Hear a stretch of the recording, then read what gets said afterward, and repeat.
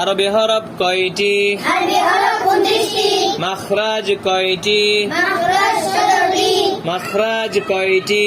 মাখরাজ 17টি। মাখরাজ অর্থ কি? উচ্চারণের স্থানে মাখরাজ বলে। মাখরাজ কাকে বলে? উচ্চারণের স্থানে মাখরাজ বলে।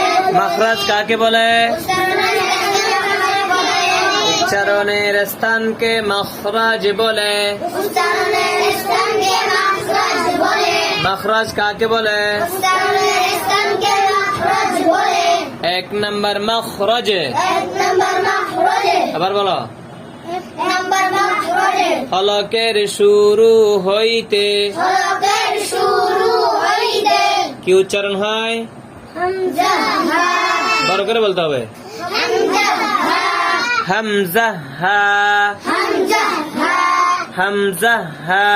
হামজা হা। আবার বলো হামজা হা। হামজা হা। এটা কয় নাম্বার মাখরাজ? 1 নাম্বার। 2 নাম্বার মাখরাজ হলো। 2 নাম্বার মাখরাজে 2 নাম্বার মাখরাজে। হলকের মধ্যকান হইতে হলকের মধ্যখান হইতে। হলকের মধ্যকান হইতে হলকের মধ্যখান হইতে কি উচ্চারণ হয়? আইন হা। আবার বলো। আইন হা। আইন নাকে যাবে না। আইন হা। আইন হা। হা। হা। এদিকে আইন হা। আইন হা। আইন হা। আইন হা। হা। হা। হা। হা। হা। হা। তারপর কি 3 নাম্বার?